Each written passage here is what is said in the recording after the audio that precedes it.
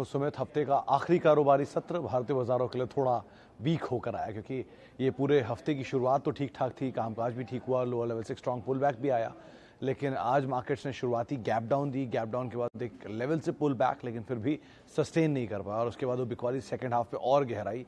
Index front पर तो उतना डैमेज नहीं रहा जितना फर्स्ट हाफ में दिख चुके थे, लेकिन मिड कैप स्मॉल कैप में जो डैमेज था वो सेकंड हाफ में प्रिवेल करता हुआ दिखाई पड़ा और ज़्यादा बड़ा। 1.5% के आसपास की बिकवाली रही मिड कैप इंडेक्स में, करीब 1.5% बिकवाली स्मॉल कैप इंडेक्स में। सीवियर डैमेज था आज बैंक्स के अंदर, इसमें मिड कैप बैंक्स टूटे। सीवियर डैमेज था आज आईटी में, मिड कैप आईटी जहाँ टूटा। मेटल में कुछ हद तक रिस्पाइट था, उतनी थी बेटर रिस्पाइट नहीं था, लेकिन ठीक ठाक कामकाज था। छोटे छोटे कई sector, sugar, fertiliser, logistic, paper, ये सब में तो आज प्रेशर था ही। नए आईपीओज जितने भी थे, जोमैटो, उसके अलावा पेटीएम, नायका, कार ट्रेड, इन सब में एक भारी बिकवाली का दौर देखने को मिला और नंबर्स के बाद नायका तो ऑब्वियसली टूटना ही था। अदाली विल्मर आज सुबह फिर एक अपर सर्किट पे गया, लेकिन ऑब्वियसली बात है 420 रुपये पे उसकी वो पेंडिंग कुछ डील्स थे, यानी कुछ पेंडिंग ऑक्शन हो गए थे शेयर का, जो 420 रुपये के आसपास एवरेज बैठ रहा था, तो 420 के आसपास से वो घूम के वापस नीचे आ गया और मोरलेस फ्लैट बंद हुआ। तो ऐसे काफ़ी इवेंटफुल डे रहा। रिलायंस पार्टिसिपेट कर रहा था मार्केट के पुल बैक में। इसके अलावा बैंक्स की तरफ से आज बैक एंड था, आईटी की तरफ से आज बैक एंड था, वरना मार्केट ठीक ठाक ही कामकाज करता हुआ दिख रहा था। कल जानकारों से बात हुई थी, उन्होंने कहा भी था कि 16,600 अगर होल्ड 17,600 अगर होल्ड कर गया तो बाजार तेज़ी पकड़ेगा और 17,800 पार कर गया तो नया ऑल टाइम हाई कटेगा। नीचे की तरफ 17,300 एक क्रूशल जोन है, तो वो अभी नहीं तोड़ा मार्केट ने आज भी, तो इतनी कोई दिक्कत एज ऑफ नाउ नहीं है। एक दिन की आप प्रॉफिट टेकिंग कह सकते हैं, क्योंकि फ्राइडे है तो कैरी फॉरवर्ड पोजीशन शायद लोग ना लेकर जाएं, इसीलिए जितने भी सिस्टम में लॉन्ग थे वो थोड़े से अनवाइंड होते हुए दिखाई पड़े। तो एज सच मार्केट में कोई कंसर्न नहीं, लेकिन हाँ फिर भी क्योंकि इंटरनेशनल क्यूज़ वीक थे और उसके तर्ज पे इंडियन मार्केट की शुरुआत वीक थी, तो मार्केट ने शायद इसको लॉन्ग साइड पर लेकर भी नहीं गए। चलिए दोस्तों, अगर आप बाजार में अपना पैसा इन्वेस्ट करना चाहते हैं तो अभी जुड़े एंजल ब्रोकिंग के साथ में, क्योंकि यहाँ आपको मिलती है एक अच्छी एडवाइस और भरोसेमंद सर्विस, और यहाँ अकाउंट ओपन करना भी है बिल्कुल फ्री ऑफ कॉस्ट। तो आज ही जुड़े एंजल ब्रोकिंग के साथ में, अकाउंट ओपनिंग लिंक डिस्क्रिप्शन में है, आज ही अपना अकाउंट ओपन कराएं। अब सवाल जवाब का सिलसिला शुरू कर लेते हैं और बातचीत कर लेते हैं कुछ सवालों को लेकर भी। पहला सवाल जो मेरे पास आया है, मेरा फेसबुक एज यूजुअल चलना बंद हो गया फिर से। एनीवेज, तो आज नेटवर्क का इशू चल भी रहा है। IEX पर सवाल आया है पहला।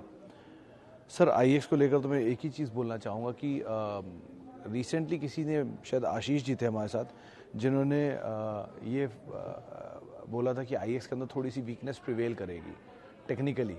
फंडामेंटली तो ऑब्वियसली बात है, बहुत सारे ट्रिगर हैं। पहला तो बहुत चला है, वैल्यू वाइज महंगा है। दूसरा, नंबर स्टेबल है, कोई एक्स्ट्राऑर्डिनरी नंबर नहीं है। तीसरा, स्प्लिट ओवर एडजस्टमेंट के बाद इक्विटी साइज बड़ा हो गया है, तो प्रॉफिट और डाइल्यूट हो गया है, तो वैल्यूएशन और स्ट्रेच दिखेंगी।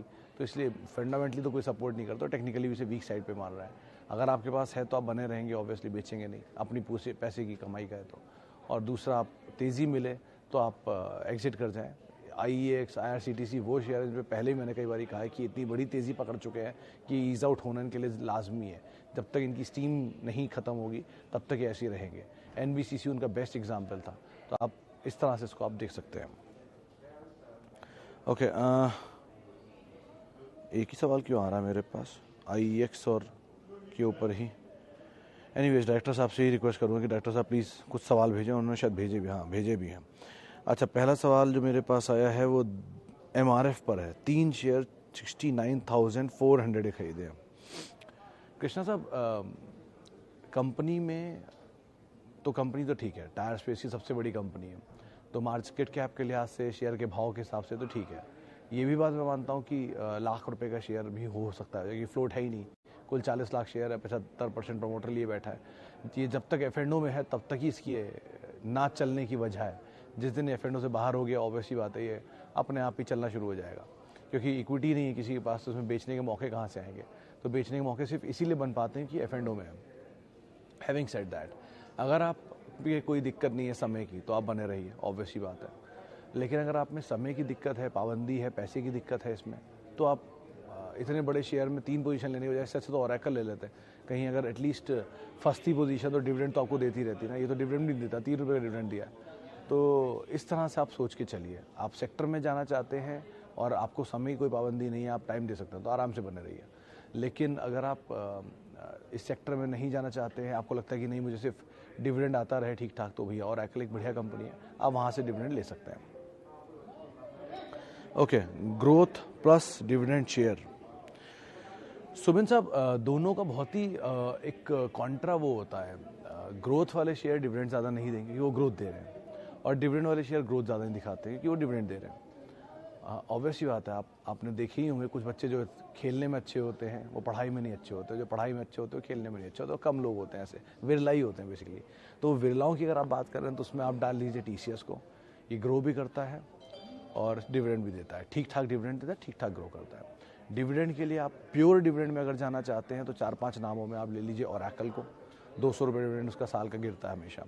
PSU कंपनीज़ को, वो कंपनियां वैसे किसी काम की हो, मतलब रिटर्न में हो या ना हो, लेकिन डिविडेंड आपको ठीक ठाक देंगी। दूसरी तरफ अगर आप ग्रोथ साइड पे जाना चाहते हो तो एग्रेसिव स्टॉक्स होते हैं सारे, जिसमें मेटल आएगा पूरा, टाटा स्टील, JSW स्टील, ये तरह की कंपनियाँ, JSPL, या फिर रियल स्टेट आएगा। ये सेग्रीगेशन आपको करना है। FMCG दोनों का ब्लेंड होता है, इनमें ITC डिविडेंड भी देता है और स्लो चलेगा भी, HUL डिविडेंड भी देगा, स्लो चलेगा भी। तो इस हिसाब से आपको ब्लेंड बनाना होगा, आप क्या चाहते हैं। आइडल पोर्टफोलियो के अंदर आप ये कर सकते हैं, कुछ डिविडेंड के स्टॉक, कुछ ग्रोथ स्टॉक रख लीजिए, ताकि आपको जब कभी बाजार ना चले, जैसा अभी हाल है, तो डिविडेंड आपको खुश रखेगा। जब कभी बाजार चलेगा तो अगर डिविडेंड नहीं भी मिलेगा तो शेयरों के दाम आपको खुश रखेंगे, तो आप ऐसी कॉल लीजिए। IT के कुछ चुनिंदा शेयर ले लीजिए जो बढ़िया डिविडेंड देते हो, ऐसे शेयर रख लीजिए जो लीडर हैं, क्योंकि लीडर कंपनीज यूजुअली अपने डिविडेंड भी देती हैं और ग्रोथ भी ठीक रहती है उनकी। तो उस हिसाब से अपनी कंपनियों का ब्लेंड या चयन करिए और बड़ा पोर्टफोलियो बना लीजिए। ओके, वीरेंद्र कुमार त्रिपाठी साहब का सवाल है बजाज ऑटो पर। त्रिपाठी साहब, कैश रिच ऑटो कंपनी है, 2 व्हीलर की जाइंट है, सेकंड लार्जेस्ट कंपनी है इंडिया की। बढ़िया होल्डिंग वैल्यू भी है और बढ़िया कैश की वैल्यू भी है कंपनी के अंदर। हैविंग सेड दैट, ये चलता कम है क्योंकि पूरा सेक्टर ही प्रॉब्लम में गुजर रहा है। चाहे आप TVS देख लें जहाँ आज ब्लॉक हुआ था, हीरो देख लें जो ईयर लो से थोड़ा घूमा है, आइशर देख लें, नंबर आने वाले उससे पहले प्रेशर में था, और अब बजाज भी देख लें। तो इस सेक्टर में ही थोड़ा भी सिचुएशन ख़राब है, लेकिन कंपनी में ऐसा कोई प्रॉब्लम नहीं है। आप इसको समय दे सकते हैं तो ठीक ठाक पैसा बना देगा, लेकिन अगर समय नहीं दे सकते हैं तो आपको यहाँ पर सोचना पड़ेगा इसके बारे में। लेकिन अदरवाइज़ ये सिनेरियो या ये साल आप इतना मान के चलिए कि बाज़ार में हर साल 2021 नहीं होता, 2021 कई सालों में एक बार आता है, जबकि बाज़ार में ज़ोरदार तेज़ी आती है, 50% अगेन आता है। तो जिस साल आप 2021 में नहीं हैं, वो साल में, या जिस साल को आप 2021 जैसा नहीं देख रहे हैं, उस साल में आप बढ़िया क्वालिटी के शेयर नीचे के दाम पे एक्यूमुलेट करिए, क्योंकि जिस दिन वो 2021 जैसा साल दोबारा आएगा, वो 2000 जो इकट्ठे किए हुए शेयर हैं वो मल्टीपल टाइम ऊपर आ चुके होंगे। तो ऐसे सालों का इस्तेमाल एक्यूमुलेट करने के लिए करिए, और बाकी सालों का इस्तेमाल प्रॉफिट को मल्टीप्लाई होता हुआ देखने में कर सकते हैं आप। तो ऐसा हर साल 10-12% बाजार चल जाए वही बहुत होता है, 17% चल जाए तो बहुत ही अच्छी सिचुएशन है, जो बाजार के जब बड़े जानकारी मानते हैं। लेकिन अगर इस तरह के एग्जॉर्बिटेंट गेन आएंगे एक साल में, तो अगला साल थोड़ा सा ईज आउट होगा ही होगा। तो हो रहा है, कोई दिक्कत नहीं है, बड़ी तेज़ी पकड़ने का थोड़ा संभल रहा है बाजार। तो ऐसे संभलते बाजार में अच्छे स्टॉक है बजाज ऑटो, ऐसे इनको आप आराम से एक्यूमुलेट कर सकते हैं। डीमार्ट का क्या करें अमित साहब? देखिए, जब वो 4,456 था तब भी महंगा था, और आज वो 3,000 रुपये पर तब भी महंगा है। तब भी मैंने एक ही बात बोली थी कि इसके पास बाज़ार में फ्लोट नहीं है छोड़ने के लिए, मेजर प्रमोटर होल्डिंग है, छोटे नंबर ऑफ शेयर है। तो जब फ्लोट नहीं है तो शेयर बेचिएगा कौन? प्रमोटर तो बेच नहीं रहा है, फंड्स के पास जो है वो भी दबा के बैठे हुए हैं, तो बेचिएगा कौन? तो F&O में जब तक नहीं आएगा वो बिकेंगे नहीं।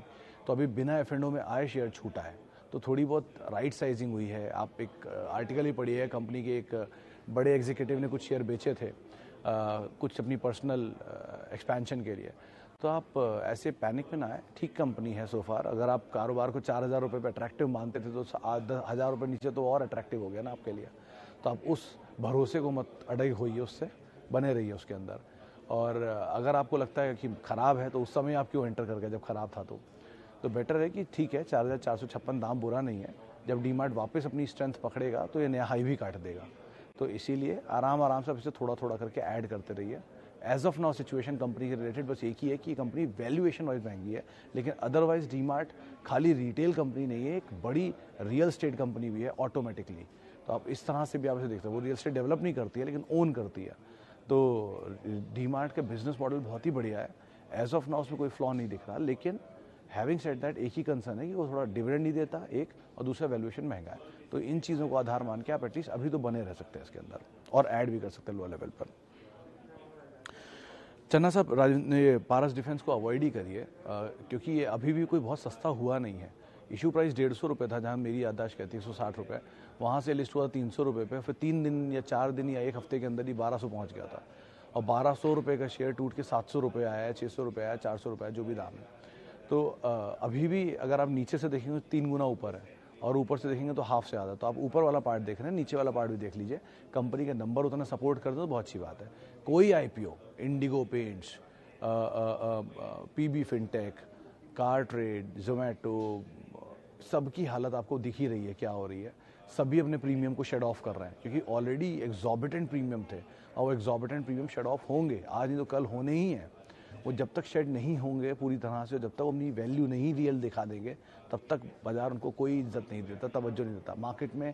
अगर जोमेटो को और नाइका को और पेटीएम को इतनी मार्केट कैप मिलना डिजर्व करता है, तो आप खुद ही समझ लीजिए टीसीएस को क्या मार्केट कैप मिलना डिजर्व करता है। देश की दूसरी सबसे बड़ी कंपनी है, रेवेन्यूज़ इतना है, मतलब प्रॉफिट इतना है, जरा उनके रेवेन्यूज़ नहीं है। उसके अलावा कैश रिच कंपनी है, बड़ा पुराना ग्रुप है, क्रेडिबिलिटी अपने सारे टर्मोइल्स में प्रूव कर चुका है, तो उसको क्या वैल्यू मिलनी चाहिए आप खुद ही अंदाज़ा लगा लीजिए। अगर आपको लगता है कि इनको ये वैल्यू मिल रही है, तो या तो उसकी वैल्यू बढ़ेगी या इनकी वैल्यू घटेगी। तो वो एडजस्टमेंट हो रहा है, होने दीजिए अभी। इसलिए मत जाइए इस तरह की किसी भी कंपनी में जिसने अपनी क्रेडिबिलिटी को भी प्रूफ नहीं किया। 10 साल लगेंगे अभी इन कंपनियों को बाजार में रहने में। ऐसा तो है नहीं 1 साल के लिए कोई कंपनी लिस्ट हुई है, सालों के लिए लिस्ट होती है। तो टाइम दीजिए और अकॉर्डिंगली आप कॉल लीजिए, ज़्यादा बेटर रहेगा। ओके, हिंदुजा ग्लोबल, सर ये भागा बहुत था यादव साहब, इसमें बहुत बड़ी तेज़ी के बाद आपने शायद पकड़ा है ऊपर के लेवल पे। इसमें होल्डिंग वैल्यू ज़्यादा है, होल्ड को ज़्यादा है, वॉल्यूम बहुत कम होता है। पहला तो प्रॉब्लम यही है इसके साथ, और दूसरा बहुत बड़ा कोई बिजनेस में एज सच वो भी नहीं है कि एग्जॉर्बिटेंट ग्रोथ हो। तो अगर आपको ये ठीक ठाक दाम पर मिले, रीजनेबल प्रॉफिट मिले तो निकल जाए। लेकिन कभी भी ये मेरे को ऐसा लग रहा है कि आपने उस समय पर लिया जब ये शेयर बहुत तेज़ी में था और बहुत चर्चित था। तो ऐसे समय पर जब किसी भी शेयर में चर्चा ज़्यादा हो और वो तेज़ी में हो, उसमें कभी मत जाइए। ध्यान रखिएगा ये बात, इसके लिए नहीं, किसी भी कंपनी के लिए, जो भी कंपनी चर्चा में हो, तेज़ी में हो, उसमें मत जाइए। मिसाल के तौर पे अदानी विल्मर अभी के लिए, क्योंकि बहुत चर्चा में और बहुत तेज़ी में है, ऐसी में आप फंसने के चांसेस ज़्यादा होते हैं। जब उसमें चर्चा नहीं हो और नीचे हो तब उसमें जाइए। मिसाल के तौर पे जुबिलेंट फूड, उसमें चर्चा नहीं है और मंदी में है, तो ऐसे बढ़िया शेयर मंदी में आए तब उनमें जाइए, और घटिया शेयर या बढ़िया शेयर अगर तेज़ी में भी हैं तो उन्हें अवॉइड कर दीजिए। मंदी में जब मिलेंगे तब ले लीजिए, कहीं भाग रहा है वो। Okay, which is short term के लिए अनुराग जी मैं बाजार को ट्रैक नहीं करता था, मैं माफ़ी चाहूँगा। मीडियम टू लॉन्ग टर्म के लिए आप अगर टाटा पावर और अदानी पावर में कंपैरिजन चाह रहे हैं तो फंडामेंटली टाटा पावर बेटर है, और ऑब्वियसली बात है स्टॉक वाइज अदानी का तो कुछ कह ही नहीं सकते हैं, तो उसके बारे में मैं कुछ नहीं कहूँगा। लेकिन हाँ, टाटा पावर फंडामेंटली ज़्यादा बेटर है दूसरी ग्रुप कंपनी से। ओके, बजाज फाइनेंस 10,000 कब तक होगा? पता नहीं सर कब होगा, मैं तो नहीं बता सकता कब होगा। मैं क्या, शायद मेरे जैसे कई और लोग होंगे शायद ना बता पाए कब होगा, तो ऊपर वाला ही जाने कब होगा। लेकिन इतना पता है कि जिस तरह की कंपनी ग्रोथ मेंटेन कर रही है और जिस तरह की सिचुएशन दिखा रही है कारोबार को लेकर, कभी ना कभी हो ही जाएगा। ये मारुति ये सब पहुंच जाएंगे उन लेवल्स पर। सर भाव के चक्कर में मत पड़िए कि 10,000 होगा तभी मैं बेचूंगा, या 2,000 होगा, या 8,000 होगा, या 9,000 होगा। ये इंपॉर्टेंट नहीं होता कि वो क्या होगा, इंपॉर्टेंट ये है कि आप उसमें हैं कि नहीं जब वो होगा या नहीं। आप इंतज़ार करेंगे कि मैं 2,000 आएगा तब लूँगा और 8,000 आएगा तब बेचूंगा। आपने 6,000 पे ले लिया और कल को 2,000 आ गया तो 2,000 पे और ले लीजिएगा, इतना ही भरोसा है तो। और अगर वो 8,000 जा रहा है तो 10,000 जाएगा तब भी आप कौन सा बेचेंगे? यही सोचेंगे कि नहीं 10,000 अभी तो और ऊपर जाएगा तो कैसे बेच दूँ। सो बिजनेस पे पैसा डालिए, भाव पे नहीं। भाव बदलता है, बिजनेस नहीं बदलता। वो हर क्वार्टर नंबर दिखाता है, उससे सिचुएशन क्लियर होती है। तो आप उसको देखिए, भाव अपने आप फॉलो कर लेगा। तो कारोबार अच्छा दिख रहा है, अगर आपको बिजनेस बढ़िया है, कंपनी अच्छी है, ग्रोथ अच्छी है, तो आप उसमें आराम से पैसे डालिए और बैठ जाइए। फॉल आए और ले लीजिए, कहीं नहीं बंद हो रहा। बहुत ऐसे एग्जाम्पल दे सकता हूँ। प्रॉक्टर एंड गैम्बल एक ज़माने में मुझे याद है 3,000 रुपये 3,500 रुपये पे होता था। वहाँ से वो धीरे धीरे सरक के 14, 15, 17,000 तक भी गया था। शायद 12, 14,000 तो मैंने देखा था, फिर अब पता नहीं कहाँ है। लेकिन डिविडेंड भी देती है, चलती भी है, स्लो स्लो चलता है, बढ़िया कंपनी है। प्रोडक्ट आप सबको पता है कि वो कौन बनाती क्या बनाती है। लाइकवाइज ब्लू डार्ट 1600 रुपये में था एक टाइम पर, और उसके बाद उसने चाल दिखाई 7400 गया। वहाँ एक बोनस भी आया था, बोनस शेयर नहीं, बोनस डिवेंचर दिया था उन्होंने, 3 बोनस डिवेंचर थे। उसके बाद वो फिर नीचे आया और फिर वापस घूम घाम के ऊपर 7000 पहुँच गया। ये नंबर्स फॉलो कर रहे हैं उसके ग्रोथ को। तो लाइकवाइज जहाँ नंबर फॉलो करते हैं वहीं पे रहिए, उन कंपनियों मत रहिए। और कोई भाव इंपॉर्टेंट नहीं है कि ब्लू डार्ट 10,000 होगा या 5,000 होगा या 2,000 होगा, मुझे भी नहीं पता कब होगा, लेकिन नंबर अच्छे हैं तो 20 भी होगा, 30 भी होगा, 50 भी होगा, ऐसा कुछ नहीं है। और इंडियन की ग्रोथ स्टोरी आप ऐसे ही समझ लिए कि वर्ल्ड लार्जेस्ट कंपनियों के जितना मार्केट कैप लॉस होता है उतना इंडिया की टोटल कंपनी की मार्केट कैप है। अभी कितना स्कोप इंडिया में बाकी है उससे अंदाजा आप लगा सकते हैं। खैर ओके, शब्बीर एसआर के साहब पूछ रहे हैं इंडिया बुल्स रियल एस्टेट क्या करें। सर होल्ड करिए फिलहाल, तो मुझे सच को इसमें दिक्कत दिख नहीं रही है। इस क्वार्टर के नंबर में लॉस ज़रूर आया था, लेकिन वो वन टाइम एडजस्टमेंट वाले लॉस ज़्यादा दिख रहे हैं मुझे। बिजनेस में आज सच कोई लॉस नहीं है। इंटरेस्ट रेट साइकिल अभी भी लोअर स्टैंड पर है, कल भी ब्याज दरों में कोई बदलाव हुआ नहीं, तो चांसेस थिनली लो हैं कि डिमांड अभी हिट होगी। और प्रोजेक्ट ठीक ही हैं, नए मैनेजमेंट आ ही रहे हैं, 12 तारीख को मीटिंग है, वो क्रूशियल है। तो इन चीज़ों को आप देखते रहिए, समीकरण बनाते रहिए और उसके हिसाब से कॉल लीजिए। सो फार टेक्निकली 110, 120, 125 मुश्किल ही है जाना, लेकिन बाजार का ये जो एक रिएक्शन है उसके अकॉर्डिंग अभी ये ट्रेड कर रहा है, तो आप अकॉर्डिंगली यहाँ पे कॉल ले सकते हैं। HDFC life and IRCTC, Bhavesh साहब HDFC लाइफ तो साउंड लेवल पर है सो फार, मतलब 600 रुपये के नीचे की जाने की बातचीत नहीं थी, लेकिन कल परसों में गया और एक पुल बैक के वापस 600 के ऊपर आ भी गया। Insurance wise largest market share है प्राइवेट स्पेस में, और LIC के बाद सबसे बड़ा प्लेयर है। और कल परसों में जो आए हैं इंश्योरेंस के आंकड़े, उसमें भी HDFC लाइफ का इंश्योरेंस बढ़कर आया प्रीमियम। एक चीज़ है कि उन्होंने 4500 करोड़ रुपए के आसपास के क्लेम सेटलमेंट किए हैं पिछले 9 महीने में, तो क्लेम सेटलमेंट की वजह से शेयर नीचे है, लेकिन जैसे जैसे प्रीमियम बढ़ाया है वो premium going forward realisation better करेगा। सेटलमेंट भले ही कंपनी 1 साल 2 साल 3 साल के लिए कर सकती है, लेकिन प्रीमियम हर साल के लिए बढ़ गया है, तो वो कंपनी को गोइंग फॉरवर्ड बढ़िया हेल्प करेगा। तो सो फार तो उसमें कोई कंसर्न मुझे दिख नहीं रहा। रही बात IRCTC की, आज मैनेजमेंट से मेरी बातचीत भी हुई थी दोपहर 12 बजे, आप उसका वीडियो भी सुन सकते हैं। और उन्होंने बात साफ की कि कंपनी काम तो कर रही है, बट स्टॉक के लिए ये मुश्किल है कि ऑलरेडी बहुत बड़ी तेज़ी और बहुत कम समय में वो तेज़ी दिखा चुका है, जो IEX के केस में हुआ, जो NBCC के केस में हुआ था। तो अब चांसेस ये हैं कि ये बहुत बड़ी तेज़ी और बहुत बढ़िया तेज़ी आगे शायद ही दिखाए। तो अभी तो नहीं, स्टीम निकल जाए उसके बाद शायद यहाँ कुछ होता दिखाई पड़े। दोनों में कंपेयर करेंगे तो HDFC लाइफ ज़्यादा बेटर पोजीशन पर है। चले फिलहाल इतने ही सवालों को मैं शामिल करूँगा।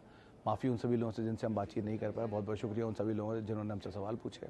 आपसे मुलाकात होगी सोमवार को, वैलेंटाइंस डे के दिन, और तब तक के लिए हैप्पी वीक है और ध्यान संभल कर ट्रेड करें। मार्केट में ऐसा कुछ नहीं है, थोड़ा फॉल है, ईज आउट होगा, वापस तेज़ी पकड़ लेगा, तो आप आराम से लोअर एंड पे बढ़िया क्वांटिटी शेयर में खरीदारी कर सकते हैं।